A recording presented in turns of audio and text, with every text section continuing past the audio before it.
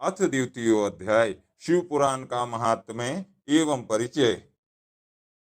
सूत जी बोले, हे साधु महात्माओं, आप सबने तीनों लोगों का हित करने वाली अच्छी बात पूछी है। मैं गुरुदेव व्यास जी का स्मरण करके आप लोगों के स्नेहवश इस विषय का वर्णन करूंगा। आप लोग आदर पूर्वक सुने। सबसे उत्तम जो शिव पुराण है वह वेदांत का सार सर्वस्व है तथा वक्ता और श्रोता का समस्त पाप राशियों से उद्धान करने वाला है। इतना ही नहीं, वह परलोक में परमार्थ वस्तु को देने वाला है। कली की कल्मश राशि का वह विनाशक है। उसमें भगवान शिव के उत्तम यश का वर्णन है। हे ब्राह्मणों, धर्म अर्थ काम और मोक्ष इन चारों पुरुषार्थों को देने वाला वह पुराण सदा ही अपने प्रभाव से विस्तार को प्राप्त हो रहा है। हे विप्रवरों, उस सर्वोत्तम शिव पुराण के अध्ययन मात्र से वे कलयुग के पापासक्त जीव श्रेष्ठतम गति को प्राप्त हो जाएंगे। अहो, ब्रह्म हत्या आदि महान पाप तभी तक रहेंगे, अर्थात अपने फल को देने में समर्थ होंगे, जब तक जगत में शिव पुराण का उदय नहीं होगा। आशय यह है कि शिव पुराण सुनने के बाद अंतःकरण शिव भक्ति परायण होकर अतिशय स्वच्छ हो जाएगा। अतः किसी भी पाप कर्म में मानव की प्रवृत्ति ही नहीं होगी। तब ब्रह्म हत्या आदि भयंकर पाप न होने के कारण उस पाप के फल भोग की संभावना ही नहीं है। कलयुग के महान उत्पात तभी तक निर्भय होकर विचरेंगे जब तक यहाँ जगत में शिव पुराण का उदय नहीं होगा। सभी शास्त्र परस्पर तभी तक विवाद करेंगे जब तक जगत में शिव पुराण का उदय नहीं होगा, अर्थात शिव पुराण के आ जाने पर किसी प्रकार का विवाद ही नहीं रह जाएगा। सभी प्रकार से भुक्ति मुक्ति प्रदाता यही रहेगा। अहो, महान व्यक्तियों के लिए भी तभी तक शिव का स्वरूप दुर्बोध्य रहेगा जब तक इस जगत में शिव पुराण का उदय नहीं होगा। अहो, क्रूर यमदूत तभी तक निर्भय होकर पृथ्वी पर घूमेंगे जब तक जगत में शिव पुराण का उदय नहीं होगा। सभी पुराण पृथ्वी पर गर्जन तभी तक करेंगे जब तक शिव पुराण का जगत में उदय नहीं होगा। इस पृथ्वी पर तीर्थों का विवाद तभी तक रहेगा जब तक इस जगत में शिव पुराण का उदय नहीं होगा। आशय यह है कि मुक्ति प्राप्त्यर्थ एवं पाप के नाश के लिए मानव विभिन्न तीर्थों का सेवन करेंगे, किंतु शिव पुराण के आने के बाद सभी लोग सभी पापों के नाश के लिए शिव पुराण का ही सेवन करेंगे। सभी मंत्र पृथ्वी पर तभी तक आनंद पूर्वक विवाद करेंगे जब तक पृथ्वी पर शिव पुराण का उदय नहीं होगा। सभी क्षेत्र तभी तक पृथ्वी पर विवाद करेंगे जब तक पृथ्वी पर शिव पुराण का उदय नहीं होगा। सभी पीठ तभी तक पृथ्वी पर विवाद करेंगे जब तक पृथ्वी पर शिव पुराण का उदय नहीं होगा। सभी दान पृथ्वी पर तभी तक विवाद करेंगे जब तक शिव पुराण का पृथ्वी पर उदय नहीं होगा। सभी देवगण तभी तक पृथ्वी पर विवाद करेंगे जब तक शिव पुराण का पृथ्वी पर उदय नहीं होगा। सभी सिद्धांत तभी तक पृथ्वी पर विवाद करेंगे जब तक शिव पुराण का पृथ्वी पर उदय नहीं होगा। हे विप्रों, हे श्रेष्ठ मुनिगण, इस शिव पुराण के कीर्तन करने और सुनने से जो जो फल होते हैं उन फलों को मैं संपूर्ण रूप से नहीं कह सकता हूँ, अर्थात शब्दों के द्वारा इसके सभी फलों को नहीं कहा जा सकता है। हे निष्पाप मुनिगण, तथापि शिव पुराण का कुछ महात्म्य मैं आप लोगों से कहता हूँ जो व्यास जी ने पहले मुझसे कहा था। आप लोग चित्त लगाकर ध्यान पूर्वक सुने। जो भक्ति पूर्वक इस शिव पुराण का एक श्लोक या आधा श्लोक भी पढ़ता है वह उसी क्षण पाप से छुटकारा पा जाता है। जो आलस से रहित होकर प्रतिदिन भक्ति पूर्वक इस शिव पुराण का यथाशक्ति पाठ करता है वह जीवन मुक्त कहा जाता है। जो इस शिव पुराण की सदा पूजा करता है वह निस्संदेह प्रतिदिन अश्वमेध यज्ञ का फल प्राप्त करता है। जो व्यक्ति साधारण पद की प्राप्ति की इच्छा से इस शिव पुराण को मुझसे अथवा अन्य किसी से सुनता है वह भी पातकों से मुक्त हो जाता है। जो इस शिव पुराण को समीप से प्रणाम करता है वह सभी देवों की पूजा का फल प्राप्त करता है, इसमें संशय नहीं है। जो इस शिव पुराण को स्वयं लिखकर शिव भक्तों को दान करता है उसके पुण्य फल को सुने। शास्त्रों का अध्ययन करने और वेदों का पाठ करने से जो दुर्लभ फल प्राप्त होता है वह फल उसको प्राप्त होता है।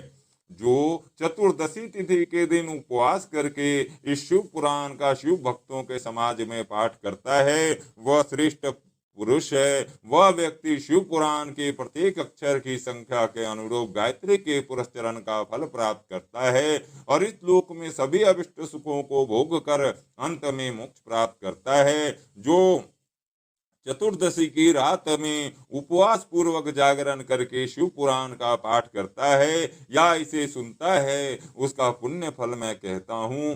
कुरुक्षेत्र आदि सभी तीर्थों में पूर्ण सूर्य ग्रहण में अपनी शक्ति के अनुसार विप्रों को और मुख्य कथावाचकों को दान देने से जो फल प्राप्त होता है वही फल उस व्यक्ति को प्राप्त होता है। यह सत्य है, इसमें कोई संदेह नहीं है। जो व्यक्ति शिव पुराण का दिन रात गान करता है इंद्र आदि देवगण उसकी आज्ञा की प्रतीक्षा करते रहते हैं। इस शिव पुराण का पाठ करने वाला और सुनने वाला व्यक्ति जो श्रेष्ठ कर्म करता है वह कोटि गुना हो जाता है, अर्थात कोटि गुना फल देता है। जो भली भांति ध्यान पूर्वक उसमें भी श्री रुद्र संहिता का पाठ करता है वह यदि ब्रह्मघाती भी हो तो 3 दिनों में पवित्र आत्मा हो जाता है। जो भैरव की मूर्ति के पास मौन धारण कर श्री रुद्र संहिता का प्रतिदिन 3 बार पाठ करता है वह सभी कामनाओं को प्राप्त कर लेता है। जो व्यक्ति वट और बिल्व वृक्ष की प्रदक्षिणा करते हुए उस रुद्र संहिता का पाठ करता है वह ब्रह्म हत्या के दोष से भी छुटकारा पा जाता है। प्रणव के अर्थ को प्रकाशित करने वाली ब्रह्म रूपिणी साक्षात कैलाश संहिता रुद्र संहिता से भी श्रेष्ठ कही गई है। ये द्विजों कैलाश संहिता का संपूर्ण महात्म्य तो शंकर जी ही जानते हैं, उससे आधा महात्म्य व्यास जी जानते हैं और उसका भी आधा मैं जानता हूँ। उसके संपूर्ण महात्म्य का वर्णन तो मैं नहीं कर सकता, कुछ ही अंश कहूंगा जिसको जानकर उसी क्षण चित्त की शुद्धि प्राप्त हो जाएगी। ये द्विजों लोक में ढूंढने पर भी मैंने ऐसे किसी पाप को नहीं देखा जिसे वह रुद्र संहिता नष्ट न कर सके। उपनिषद रूपी सागर का मंथन करके शिव ने आनंद पूर्वक इस रुद्र संहिता रूपी अमृत को उत्पन्न किया और कुमार कार्तिकेय को समर्पित किया, जिसे पीकर मानव अमर हो जाता है। ब्रह्म हत्या आदि पापों की निष्कृति करने के लिए तत्पर मनुष्य महीने भर रुद्र संहिता का पाठ करके उन पापों से मुक्त हो जाता है। दुष्प्रतिग्रह दुर्भोज्य दुरालाप से जो पाप होता है वह इस रौद्री संहिता का एक बार कीर्तन करने से नष्ट हो जाता है।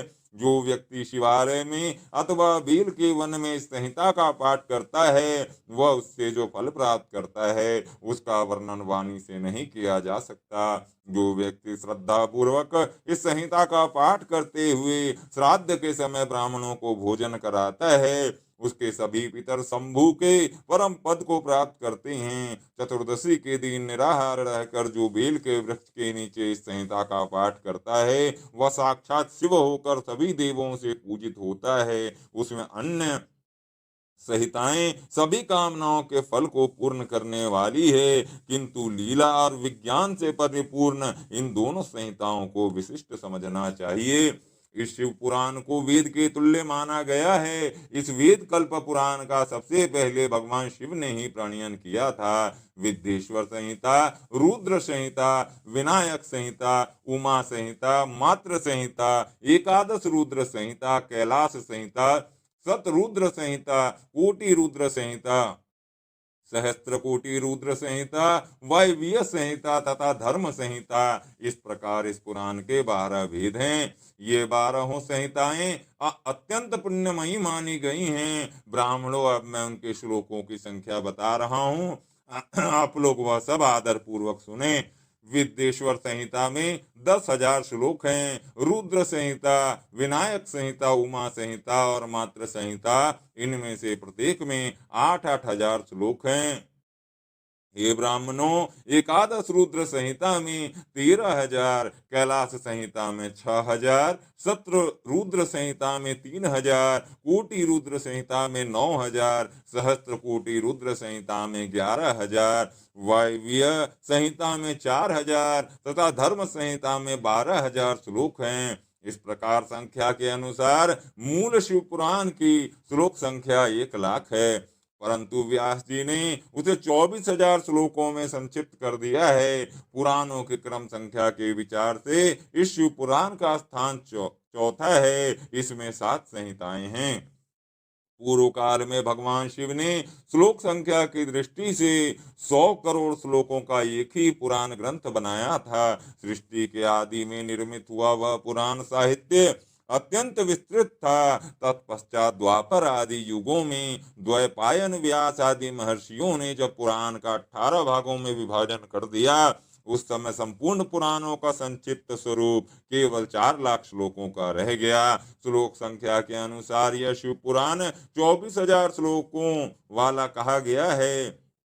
यह वेद तुल्य पुराण 7 संहिताओं में विभाजित है। इसकी पहली संहिता का नाम विद्येश्वर संहिता है, दूसरी रुद्र संहिता समझनी चाहिए, तीसरी का नाम शतरुद्र संहिता, चौथी का कोटि रुद्र संहिता, पांचवी का नाम उमा संहिता, छठी का कैलाश संहिता और सातवीं का नाम वायवीय संहिता है। इस प्रकार ये 7 संहिताएं मानी गई हैं। इन 7 संहिताओं से युक्त दिव्य शिव पुराण वेद के तुल्य प्रामाणिक तथा सबसे उत्कृष्ट गति प्रदान करने वाला है। 7 संहिताओं से समन्वित इस संपूर्ण शिव पुराण को जो आद्योपांत आदर पूर्वक पढ़ता है वह जीवन मुक्त कहा जाता है।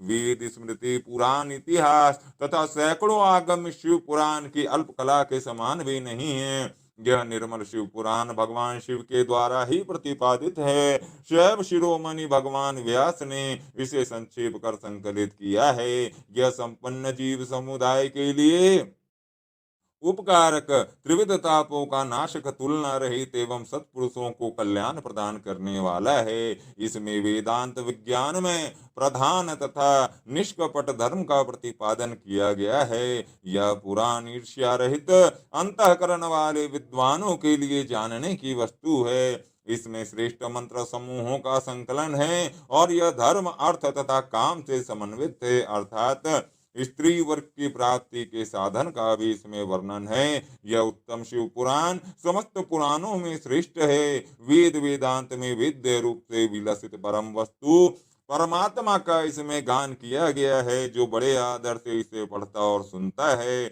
वह भगवान शिव का प्रिय होकर परम गति प्राप्त कर लेता है।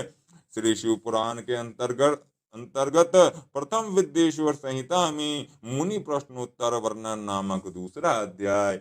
ओम